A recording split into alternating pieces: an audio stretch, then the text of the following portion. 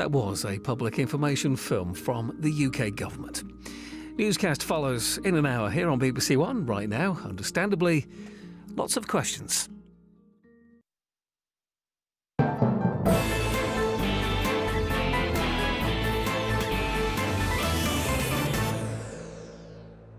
Welcome to Question Time. On tonight's panel, Robert Buckland, the government's Justice Secretary. Before that, Prisons Minister and Solicitor General for England and Wales.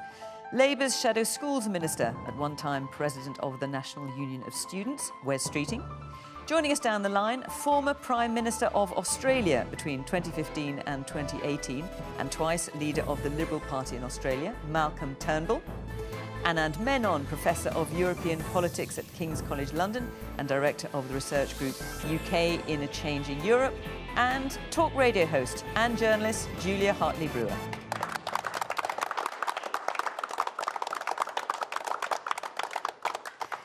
Good evening, welcome to my guests here in the studio and to Malcolm Turnbull, who is joining us down the line. Bright and early in the morning for you, Malcolm, I know, from Australia. Thank you very much. And our live audience is with us again via video link. This time you are from Chelmsford. It's very good to see you there. And thank you very much for joining in the programme, for watching us. You can join in the conversation in the usual way, as you know how, on social media at BBC Question Time. So let's hear what you've got to say about tonight's discussion. And our first question tonight is from Steve Lester. Good evening, Fiona. Good evening, panel. I'd like to ask, so it's the final orders at the last chance saloon with regard to Brexit. The country's economy is on its knees, and regardless of whether you're being a Remainer or a Leaver, we're all suffering from a lack of closure due to the stubborn egos on all sides. Where and how is it going to all end? Well, that is the $64,000 question. Robert.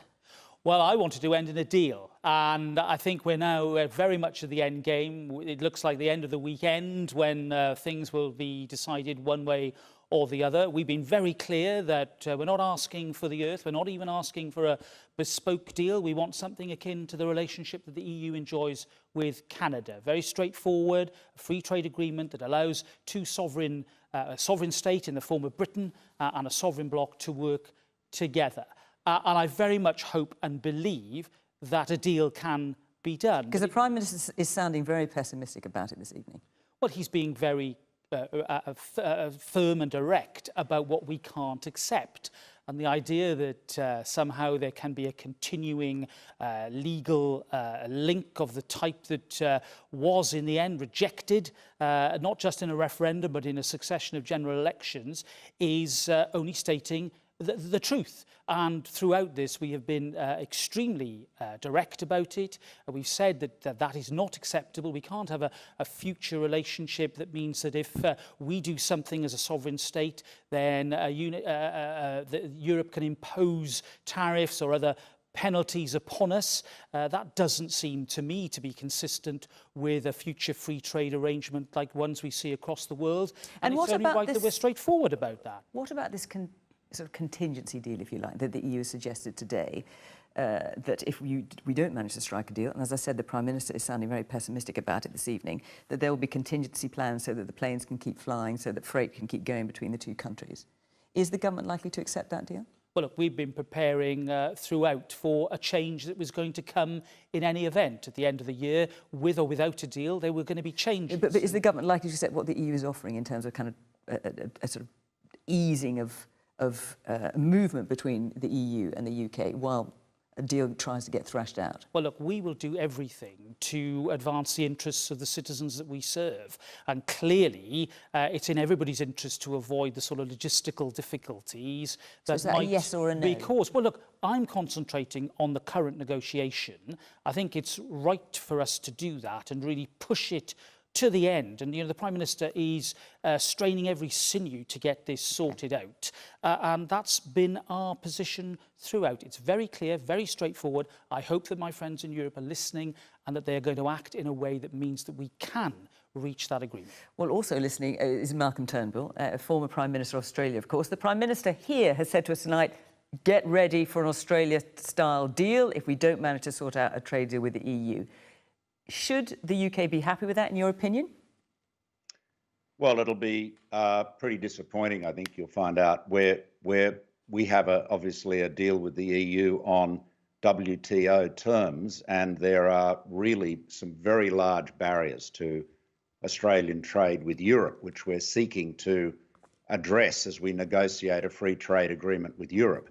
But Australians would not regard our trade relationship with Europe as being a satisfactory one. I mean, we do have, it's our third biggest trading partner, I guess, collectively, because it's such a big economy. But there are very big barriers to Australian exports of agricultural products in particular. There's a lot of friction in the system in terms of services. So, there's a lot to aim for. And, when I was Prime Minister, we started formal negotiations of a European-Australia free trade agreement, but that will take some time. So, be careful what you wish for. I mean, Australia's relationship with the EU is not one, from a trade point of view, that Britain, I think, would want, frankly. Julia? Well, with all due respect, Mr Turnbull referred to Brexit as a catastrophe after he left office. That's certainly not what I think it is. I mean, are we going to end up with a deal? Are we going to end up with no deal? I genuinely think anyone who thinks they know right now, including Michel Barnier and Lord Frost, the two negotiators, I think they'd be lying. We don't know. Whether this is the sort of the last, waiting for the other side to blink moment, or just the inevitable drama that you would get at the end of any sort of trade deal, going right to the 11th hour, at the last second of the 11th hour, who knows. But I think the crucial thing to remember here is why people voted for Brexit. And I'm pretty sure, as is always the case pretty much when I appear on this show, I'm the only person here who voted for Brexit. I voted for Brexit not because of, wonder what the tariff will be on oranges or on milk or on VW cars coming into the country. I voted for Brexit because I want the people who are in charge of my country to be democratically accountable to me and everyone else here. I voted for Brexit because I believe we are a proud nation, independent state, and I don't want other people to have a say over how we run our business. Now, once you have that principle, which is the main reason why most people voted for Brexit, then the difficulties ahead of getting a Brexit deal, given what the EU are offering, become very clear and very difficult to surmount. If the EU is basically saying they want to play a game of Simon Says, which is the EU says, whatever we do, you've got to follow. Here are the rules we've got. Here are the regulations we've got. And if we change them in the future, you have to change them too, or we're going to punish you. Now, there is no nation state that would put up with that. Whether they were a tiny little Caribbean nation in the middle of the Pacific, America, China, or Britain, France wouldn't put up with being told that by the EU if they were outside the EU. So it is impossible for the Prime Minister to give in on that. It's impossible for the Prime Minister to agree that the European Court of Justice should have the final say on issues of dispute. It's impossible for us to say, yes, of course we don't have any rights over our own fishing waters. These are all really fundamental principles. And if the EU is demanding we give up on those fundamental principles, then I'm afraid a deal will not be done. And if there is a cost to that, then so be it. It's not my ideal, but if that is the case, then I would still rather stick with the principles that we are an independent nation state and we should be treated like that and not as a naughty school child that needs to be punished. And you say, obviously, that you are the only person who voted. I would just remind you, of course, we have got the government here who campaigned to take us out of Brexit and have taken us out of the EU. So it's not as if you're entirely alone here, Julia. Sure, I'm right in what I said. Well, we have the government here and they have taken us out of the EU.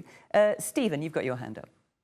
The question I have is, why can the government not explain to the people of Great Britain what being out of Brexit or being out of Europe actually means, and what is the real impact of no deal? Because surely no deal might be better than a raw deal based on what Europe thinks.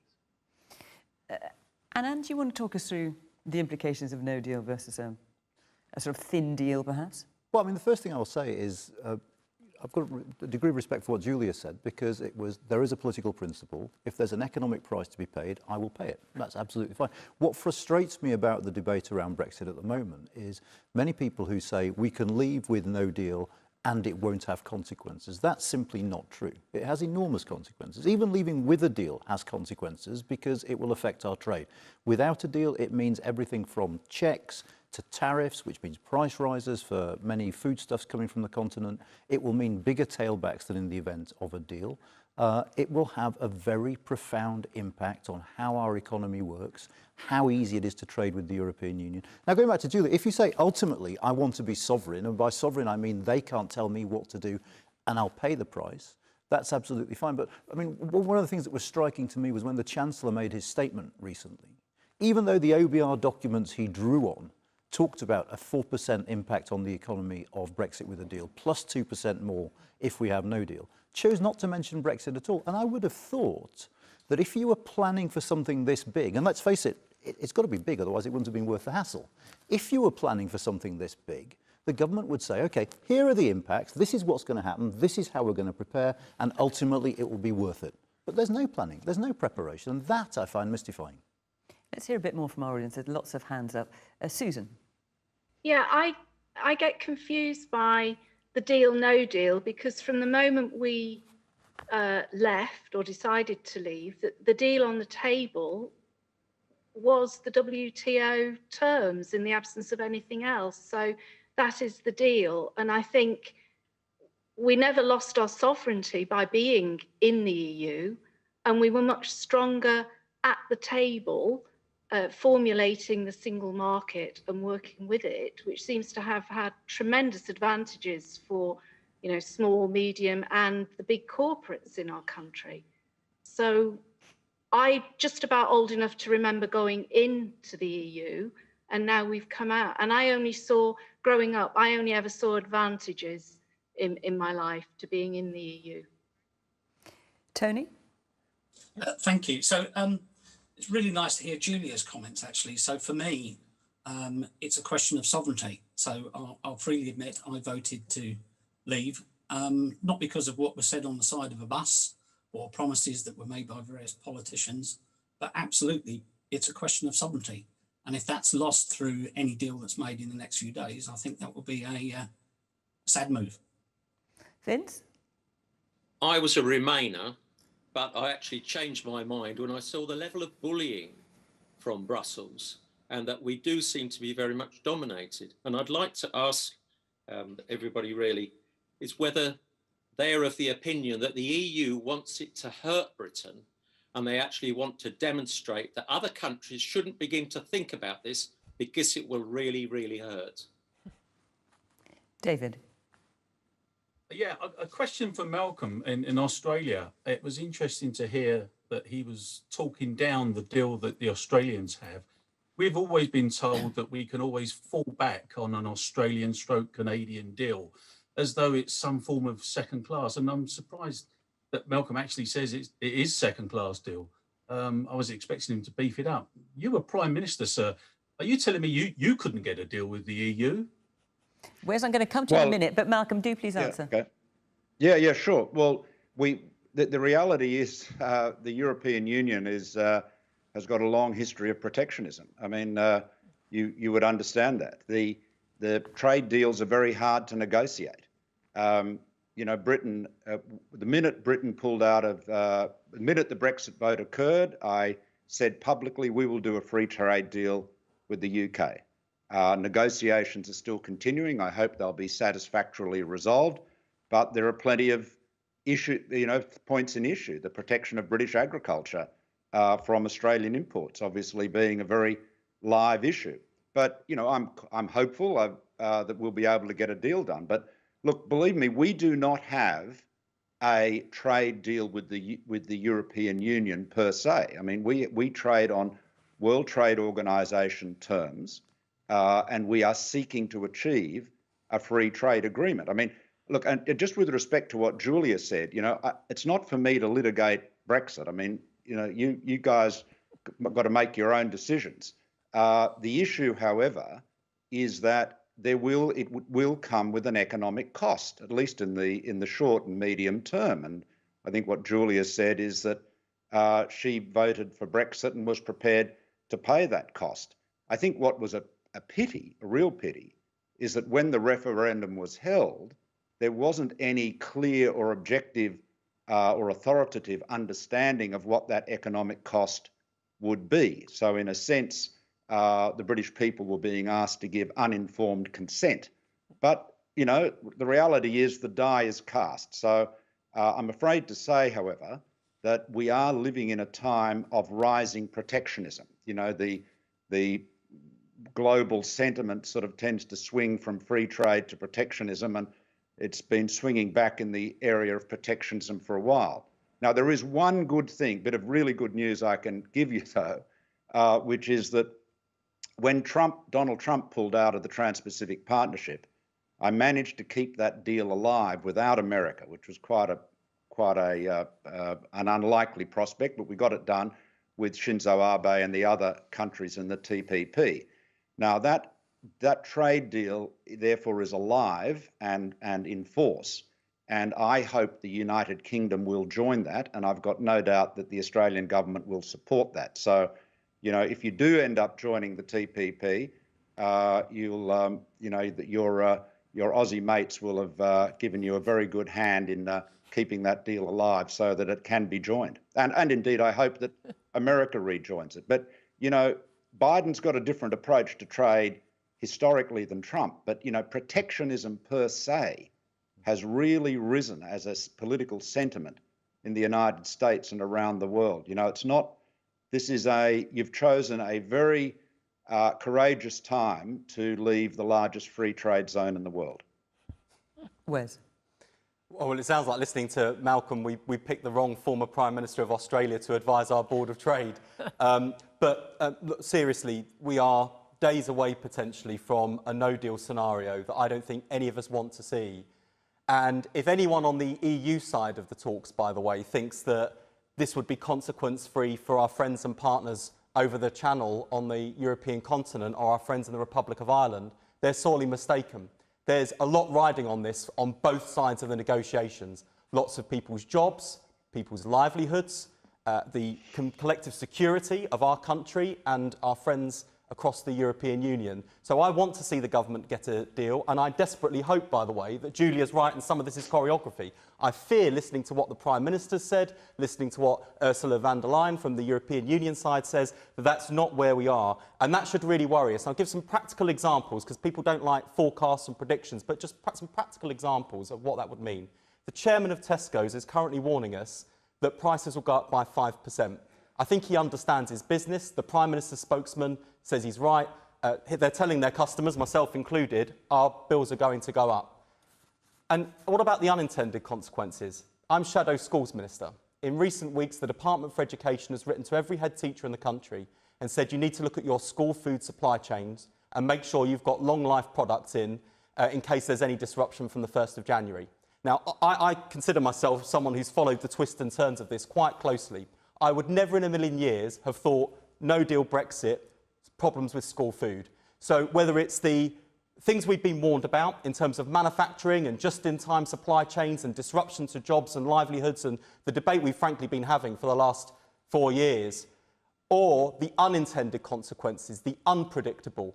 There is so much riding on our political leaders in the next few days to try and put the ideological disagreements to one side and focus on the practical outcomes for the British people and for people right across the continent. Because if no deal was a bad idea in the good times, we are now in the midst still of a global pandemic which isn't just having a huge impact on people's lives, but ravaging people's livelihoods. So no deal is not a future we can afford, and that's why so much is riding on the next few days. Robert, I just want to come to you before I move on to another question, in terms of what Malcolm has been saying. As I said at the beginning of the programme, the Prime Minister has said tonight, get ready, or words to this effect, get ready for an Australia-style deal. The chances of a trade deal are not looking particularly good at the moment. And Malcolm Turnbull, as you heard, is lukewarm at best about how good an option that would be. Does that not give you pause for thought? And I thought what Malcolm said about the rise of protectionism is very interesting. And he did say that, of course, the tendency within the European bloc is indeed, sadly, to, whilst it's got a single market that works for its members, it tends to put up barriers against other states, and it is difficult to negotiate free trade arrangements. I mean, but so how optimistic should we be feeling if you've got the Prime Minister saying, let's go for an Australia-style deal, that will be fine, and we've got the ex-Prime Minister of Australia saying, actually, it's not great? Yeah, but what the Prime Minister is adhering to is the principle of free trade. We know that history teaches us that free trade, open markets, actually is the best way to raise living standards and to lift more and more people out of poverty. That is what works, and it is, I think, important for this country at this time to stand up and stand firm in favour of that open approach. And all we're saying to our friends in Europe is, look, we want to work with you. We're in your neighbourhood. We're your friends. You know, we've been your partners for generations. We just want to change the terms of trade. It's not so difficult to make that ask. And I appeal to them, to our friends in Europe, to put aside ideology and think of the people who we all jointly serve. And then I think we can reach the agreement that would be in our common interest. As Wes says, there's a lot riding on this, and there's huge disadvantages for our European friends if they don't come to that sensible deal. But Robert, you're right to talk about openness, but the Prime Minister's got to be open now with the public. It's not an Australia deal, it's WTO terms. It is. Spell that out. The government is saying, get ready for Brexit to business. Well, get ready for what? Is it going to be a deal? Is it going to be no deal? We are days away from the 1st of January. Whose fault is that, though? Well, look, I'm not going to say it's all on the UK government side. It takes two to tango. But these issues are not new, right? These aren't new. And the issues that are currently being laid on the table as the barriers, they are entirely predictable. They've been the centre of the debate for years. Okay, and the Prime Minister promised an oven-ready deal. It's clearly not. The oven-ready deal was the withdrawal agreement. He didn't say oven-ready withdrawal agreement. It was in the Conservative manifesto. It was withdrawal agreement. And we are preparing for all eventualities. Whereas it's wrong to say that somehow we're sitting back and not doing anything. We've invested $750 billion into new border technology. We have been preparing for this by making sure that supply chains are absolutely resilient in all our public services. This is the work of a government that's been going on not just for the last few months, but for the last 18 months since Boris Johnson became Prime Minister. I just want to assure you, I've been at the committee. Robert, hang on. I just want to let Malcolm Turnbull in because he can't jump in quite as easy as you can, and he's had his hand up. Malcolm. Yeah, so thanks, Fiona. Look, can I just inject an air of perhaps objective realism here? There's an old political saying in Australia, in the great race of life, always back self-interest because you know it's trying. Now, the reality is, Robert is right when he makes the point that trade benefits both sides. And so, you know, it doesn't, the Europeans have an interest in having a good trading relationship with Britain. I mean, they don't want to sort of suddenly freeze Britain out. They don't buy British goods because they particularly like the British, or it's a financial, commercial thing. However, here is the point of reality. There is always a market for protectionism politically. Politicians will always get applauded when they support or protect local industries, particularly those that are influential. Now, Julia can say, oh, the Europeans are punishing us by not giving us a good enough deal. I mean, that's just not right. I mean, they're acting in their own rational self-interest. The British government, in its negotiations on an Australian free trade agreement, and I have to say Simon Birmingham and Liz Truss, the respective trade ministers, are doing an outstanding job on working on that. But we know we are big agricultural exporters. We are very low-cost producers of agricultural products. We know that Britain's not going to suddenly say, right, no barriers to Australian imports, of beef, lamb, etc. They're not going to do that because their farmers politically, their farmers couldn't compete, and politically that's not going to be acceptable. So the question is, how much additional access do we get to the European market? So it's not a question of punishing or anything like that. What it is people pursue their own interest. And when you step out of a free trade zone where there are no barriers, suddenly people in France and Germany and elsewhere will be saying, okay, the Brits have stepped out. How does it benefit us to give our firms, our businesses, our farmers an edge over the ones in Britain? And you know what? The British government will be doing exactly the same thing with other countries. So, it's a big, big brave world out there. And, I've got huge confidence in Britain. I mean, I think you'll do brilliantly, but but you've got to be clear-eyed and recognise there will be an economic cost. And then you've got to, sail forth and do your best in a very competitive environment. OK. We could obviously talk about this sometime, but there are other questions I want to get in tonight. And before I go ahead to the next question, I want to mention that we are starting a new kind of audience next year, starting on the 7th of January. And that's until we can get back on the road again and have people here in the studio with us. I can't wait for that moment, but it might be some time. So we're looking for 50 people from across the whole of the UK. And each week we will take our audience from that pre-selected group of 50. We're calling it the Cutie 50. So it means you might be on quite often, and you need to be free most Thursday nights, of course, and hopefully have plenty of things to say. So do get in touch, go to the Question Time website, and you can find out more about that. It's under Cutie 50, and we'd love to see you. And hopefully I will see some of you on the programme next year. So there we are. Let's take our next question now, which is from Martin Beckwith-Brown. The COVID virus does not have legs walking around looking for victims.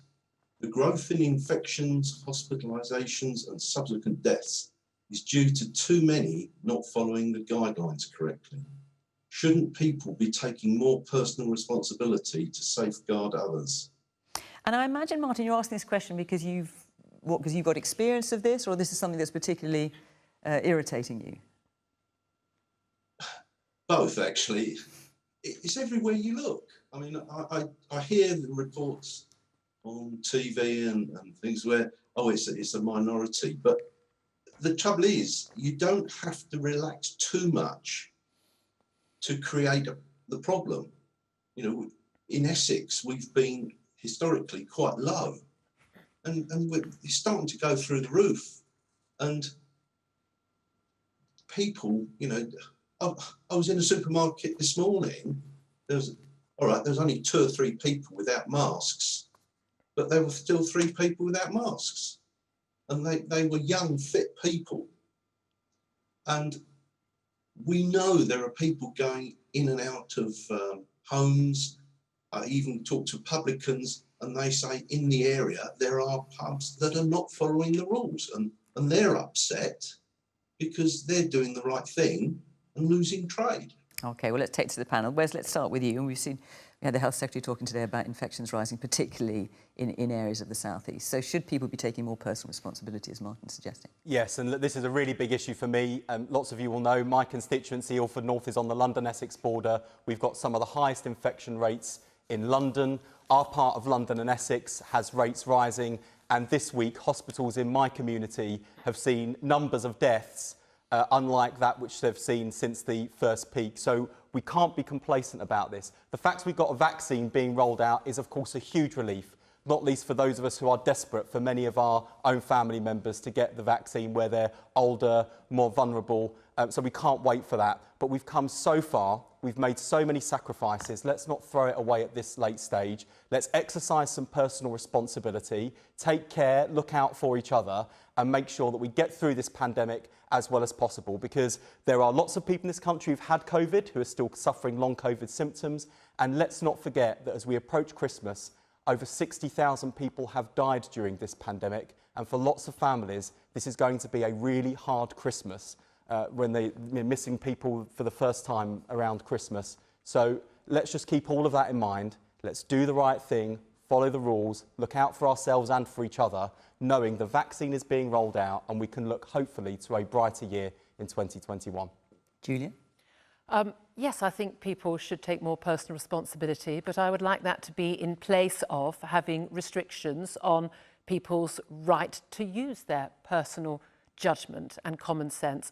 The Prime Minister's constantly talked about good old British common sense and personal responsibility. So how would that work in practice? What would that work in practice? That would work in practice in that we would actually trust that people will actually do the right thing, because most people have actually been following the rules.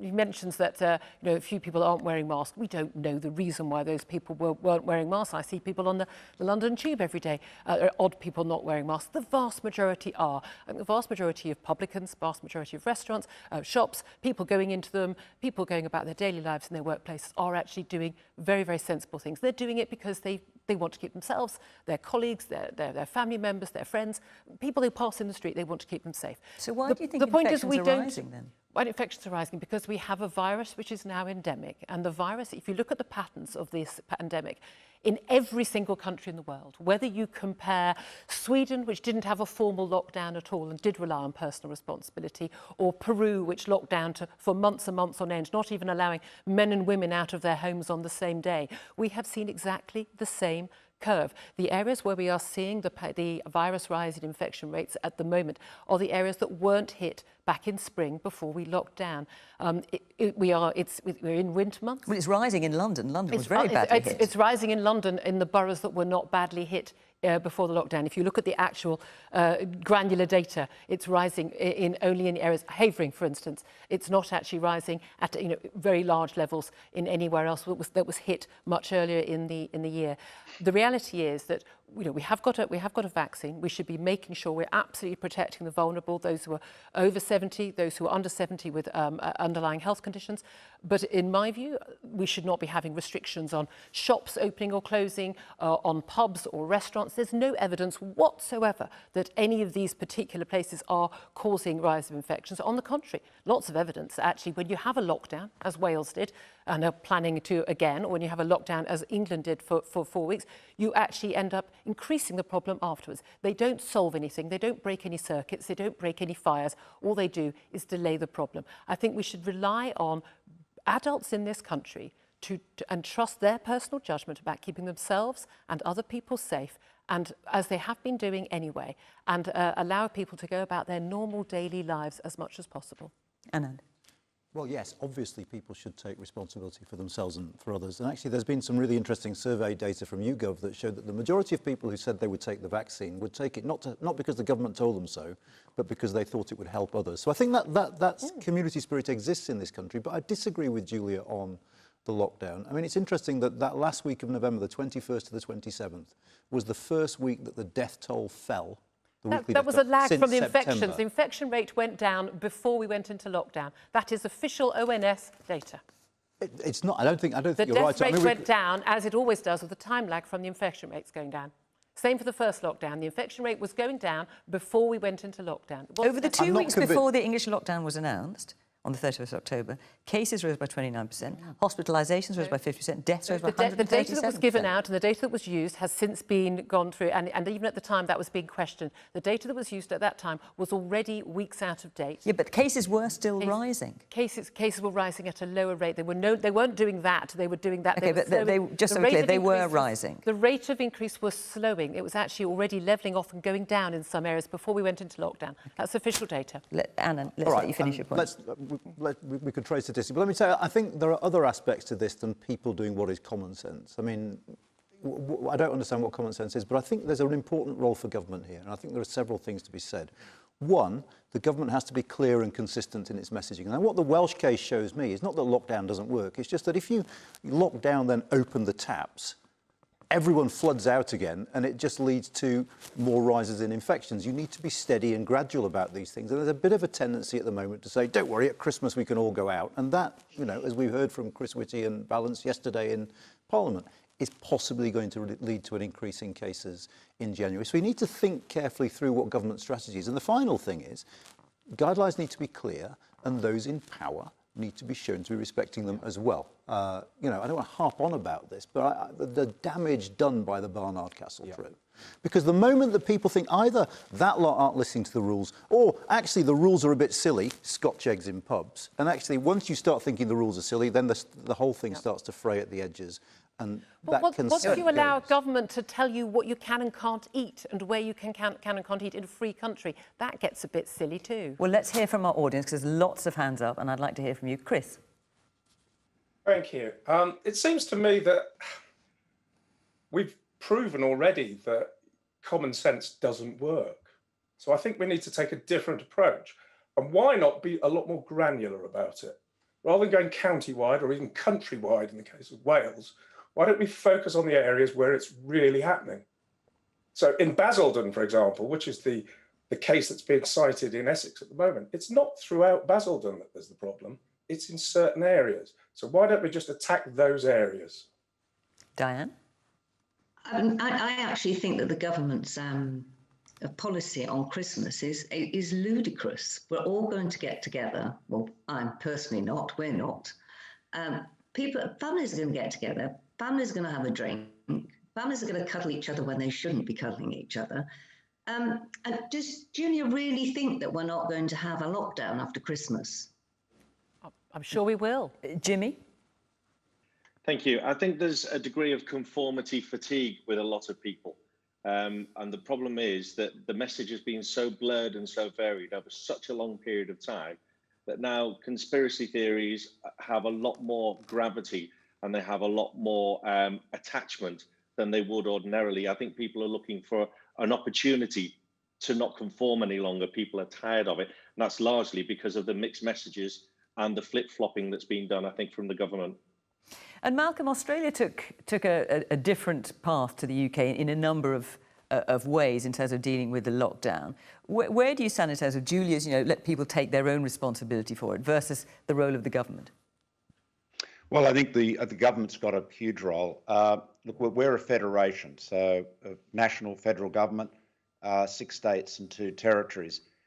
Much of the heavy lifting was done at the state and territory level.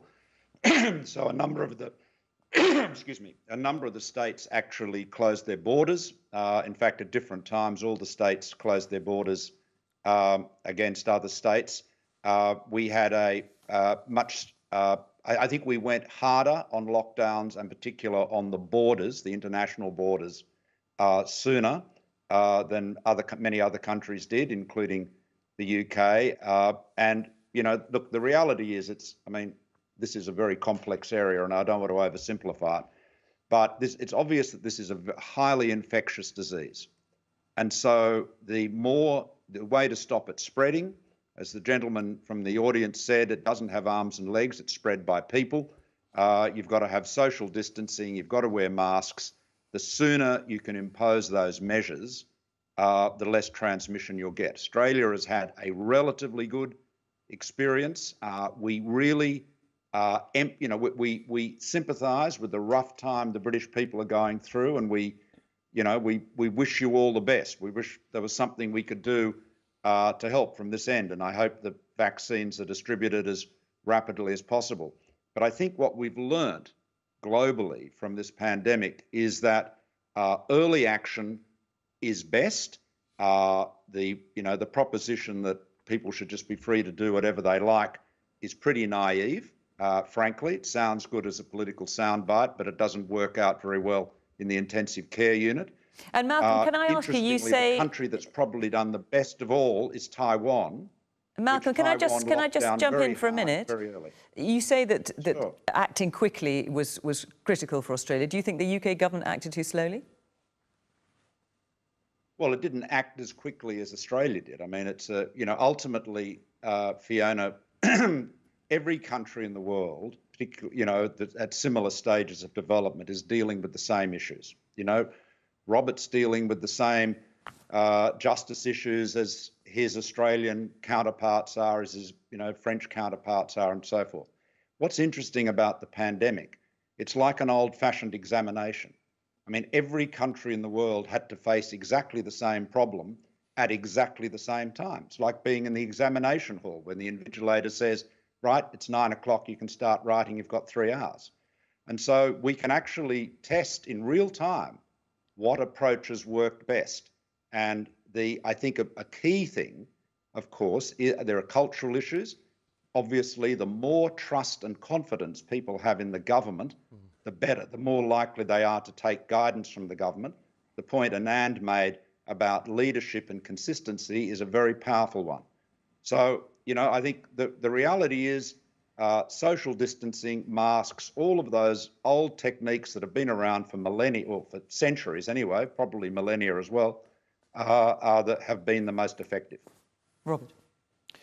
Well, here we are towards the end of an extraordinary year, and having been in a position of responsibility throughout this crisis, I can tell you that Malcolm's characterisation of it being one giant exam question is probably a very good one. And I think, like all other governments in the world, we have had to learn on the job. And what mark would you give the government? Well, look, I'm not going to start marking the government because we're not out of the woods yet. We are still in a position where this virus is very much in our community. The vaccine has started to arrive. That's great, but we cannot take our foot off the pedal. We've got to keep dealing with this problem wherever we see it. And what about Diane's point about she thinks it's ridiculous that people are being allowed to get together at Christmas. Well, look, I think it was right of us to recognise that Christmas is a particularly important time of the year. I think within that, a lot of people, a lot of families are making decisions. And I'm, certainly from my experience, talking to lots of families who are going to exercise restraint. And here's the thing. I think there is clearly a role for government in setting a plan. We have the COVID winter plan that didn't just involve a lockdown, it involved a return to different tiers, which I think was very important rather than just letting everything hang out after the end of the lockdown. And I think that will help make a difference. But at the same time, this isn't just about government activity, it's about each and every one of us. And government, yes, trust is a big issue, but government has to show that it trusts people as well. And that's why I think it's important that in terms of the messaging that we give out, that we don't sound ineffectively authoritarian. In other words, we don't become too shrill and we don't become too didactic, because we couldn't achieve the progress that we've done without the cooperation and the solidarity of the people of this country. All of us have played our part in dealing with this virus, and the government trusts people to do the right thing. Now, we have a regime in place to deal with those cases where people are behaving in a way that is clearly irresponsible, and we've seen a lot of fines being issued, a lot of enforcement action. Didn't work. But I Dominic do Cummings, though, think, did it? well, look, I take the point about personal responsibility, personal examples. I think that episodes like that, whether it's people who at some point have been involved in politics, no more, but celebrities and other people, it clearly has an impact on all of us. I think I think one of the contributors. Do you think he did break the guidelines? Then? Well, look, of course he did. Of course he did. Look, and it was one rule for him and another for everyone else, and that did massive damage. It was an absolute outrage, deeply what he did. unfortunate episode. There is no doubt about that, and it didn't help when it came to creating a consistent message. But I think one of the contributors making this point about fatigue and about people feeling this is an awfully long road, we've got to understand that as well. And that's why the message is about the end of the tunnel, the vaccine, what we still need to do in order to deal with this problem, because social distancing will be with us for a considerable period of time. All these messages, I think, actually are well understood by the majority of the British people.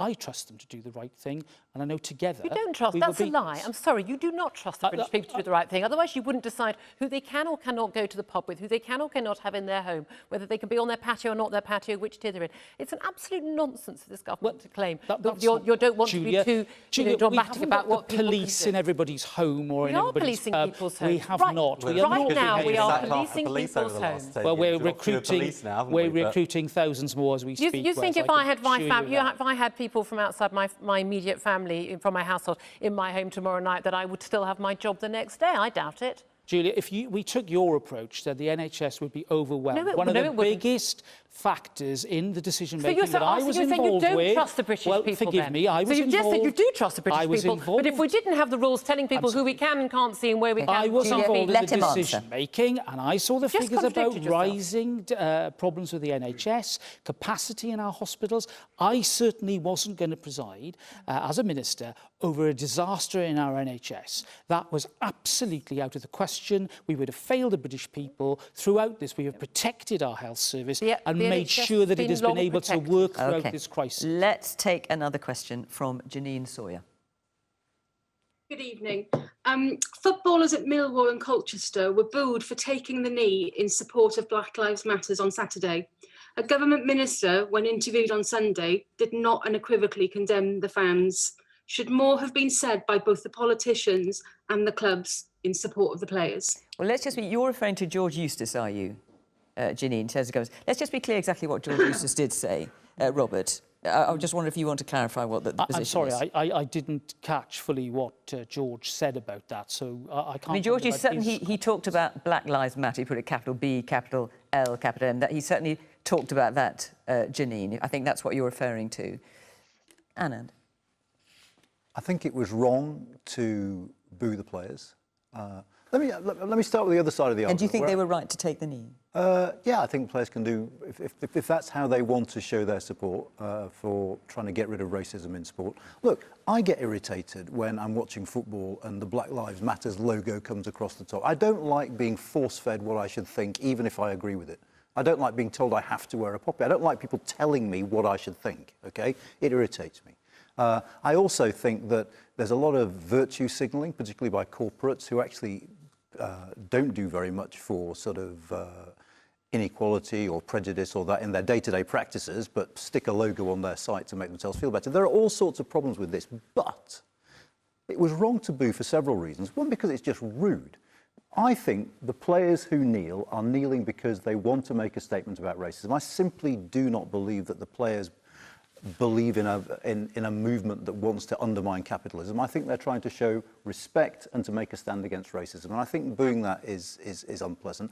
And I think also that if a bit of hectoring by the TV companies is a pretty small price to pay for sport at long last doing something about this. I remember as a kid watching football with my dad, and you'd hear the monkey noises, and the commentators wouldn't say a word. We were sitting there going, "You're not going to say what's going on the telly," and they wouldn't say anything. TV has got, has a pretty sordid past when it comes to race and sport, and I think they're probably overcompensating and over virtue signalling now, but I'd far rather that than where we came from, and it is a step in the right direction, though only a step, because recognising racism is the first step.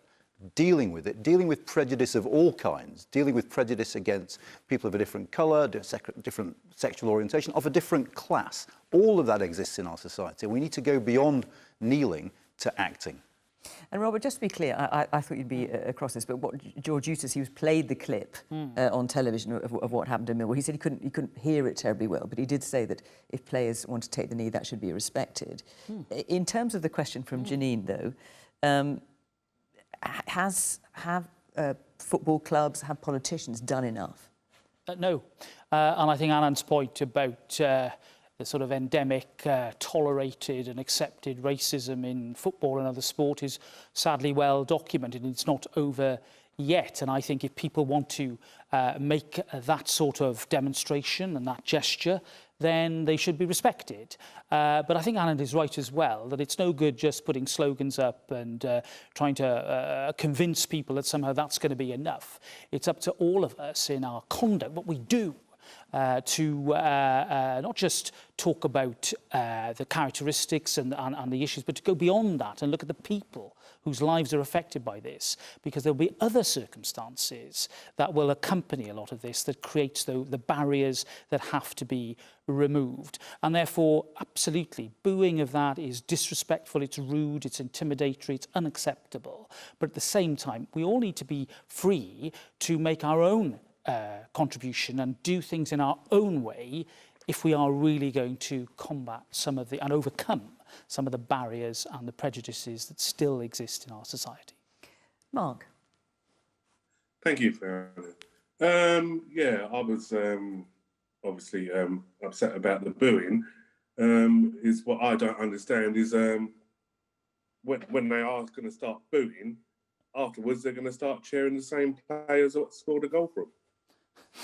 And coming back, I know you don't like coming back, but I was a bit discombobulated about Julia's comment about the small Caribbean islands. I just wanted to know what she was on about there. It was a comment regarding whether you're America or China or a small Caribbean island, i.e. a small nation state without much power. Phil? I was just going to add, I think you'll know in terms of player support, last night or the night before there was a game in Europe where actually two teams did walk off the field in process about a racist comment made by one of the officials. So I think it does go beyond just taking the knee now.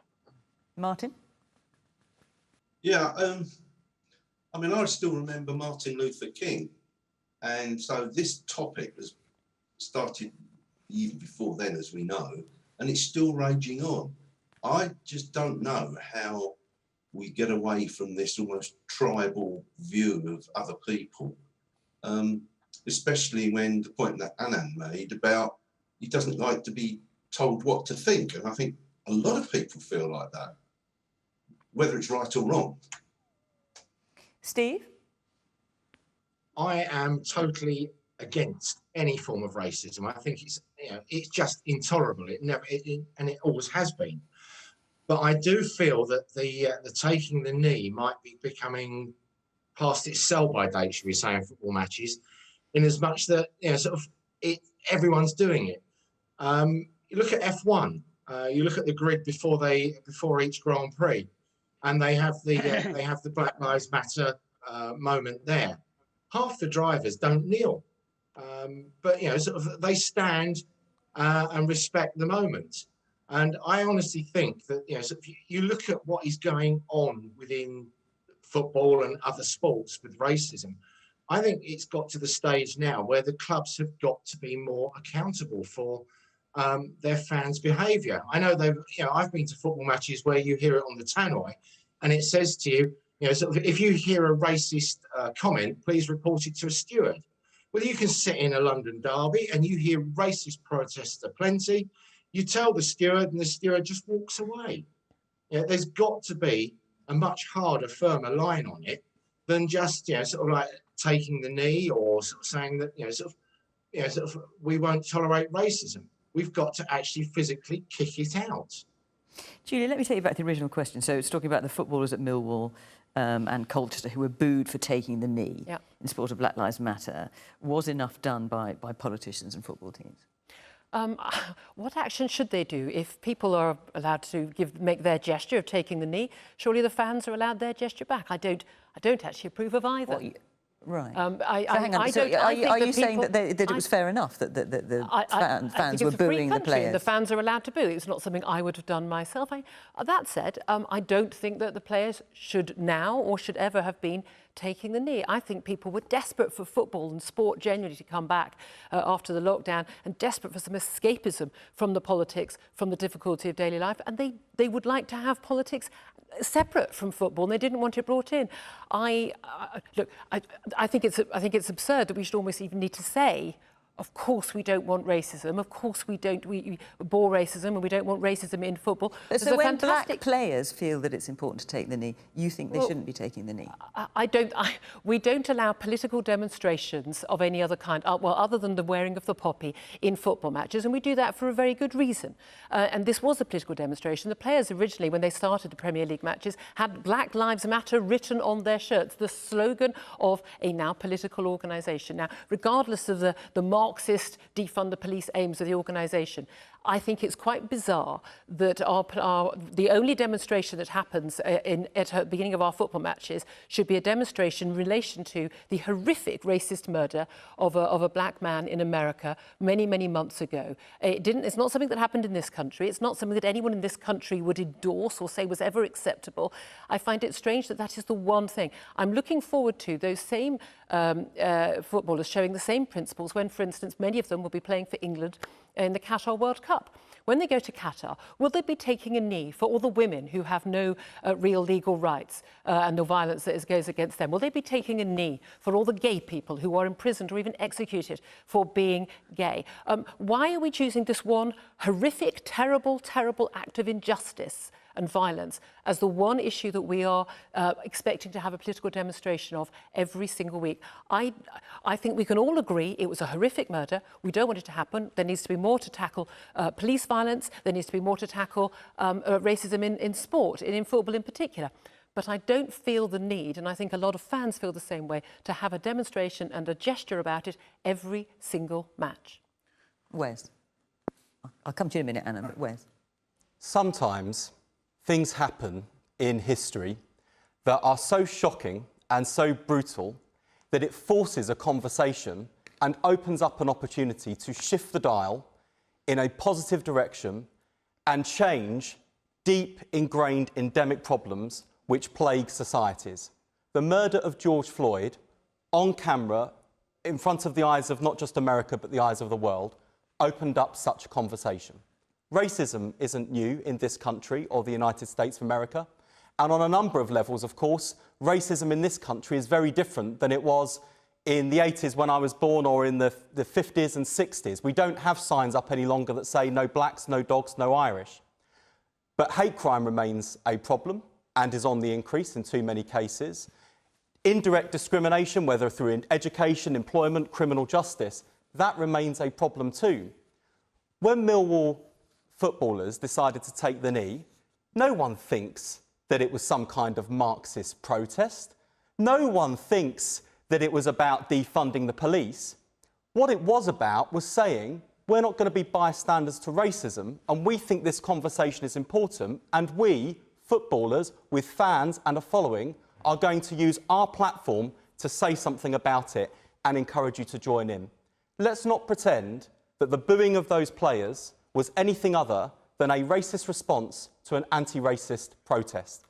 And let's also remember... Can I just say, just in fairness, I have to say that whether you agree with it or not, that the Millwall Supporters Club has said the booing wasn't motivated by racism. They were doing a reaction to the taking down of war memorials and the defacing of Winston Churchill statues. Well, let's not think for a moment that before everyone booed, they all looked at each other, had a little chin wag, and decided, what the right response, what was... let's have this kind of conversation and when we'll start booing. No, come on, let's get real about this.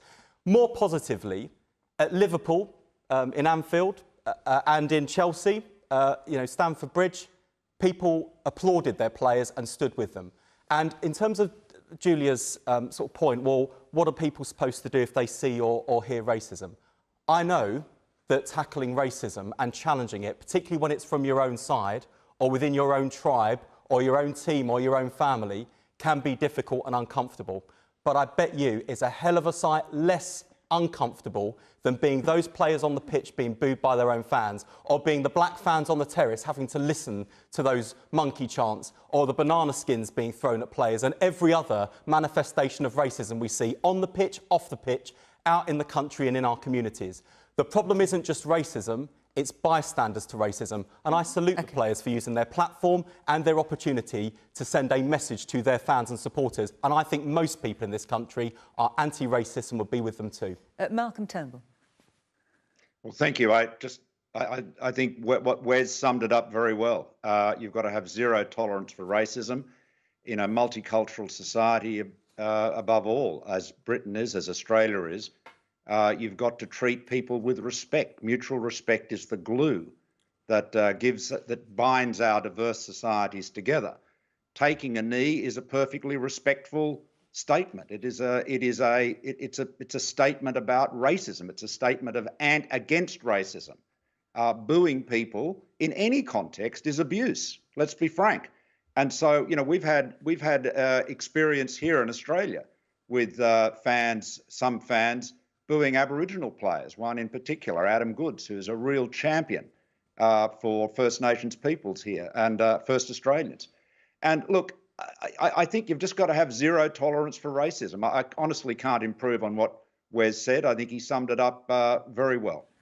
Anand, we've not got much time, but I know you wanted to come back in. Well, so I agree with Wes that the killing of George Floyd was a sort of a seismic moment that led to a debate that was long overdue that we had. I mean, I shared Julia's reservations to an extent about it being Black Lives Matter. I mean, I don't understand, actually, to be honest, why it isn't kick it out. But the fundamental issue for me is you have these incredibly powerful and influential role models, these footballers who are revered on, as sort of role models, basically saying at the start of every game, racism is wrong, don't do it.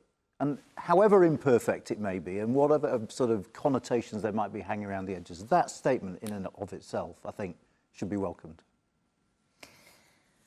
Our hour is up. No way. We're gonna end it here. I have to say, you've still got some of you still got your hands up, but we're out of time, I'm afraid.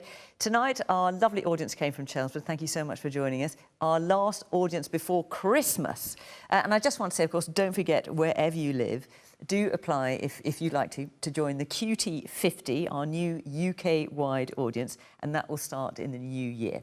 And you can do that by going to the Question Time website, and you can follow the instructions there. And who knows? I might be seeing you virtually on our big screen in the new year. I'd love that to be the case. Adrian Charles, of course, is coming up on 5 Live Question Time Extra Time with his guests, and you can see on the screen how to get in touch by phone, by text or by tweet. You can have your say there as well. For now, I just want to say, before Christmas for us, thank you very much to the panel for coming tonight. Malcolm, thank you for getting up early in the morning there in Australia. I should say that Malcolm earlier shared his view of the Bay, which was pretty gutting for all of us. It's been such a great day here in the UK. But Malcolm, thank you very much for joining us. And of course, our audience at Chelmsford, thank you as well. And to all of you at home, thank you very much for watching. Bye-bye.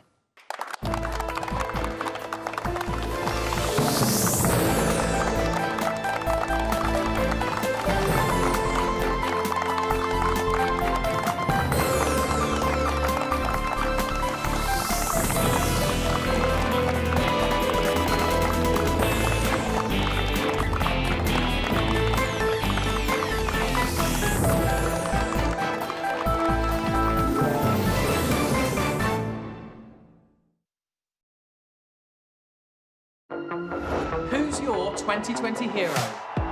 The incredible people that made anything possible. We created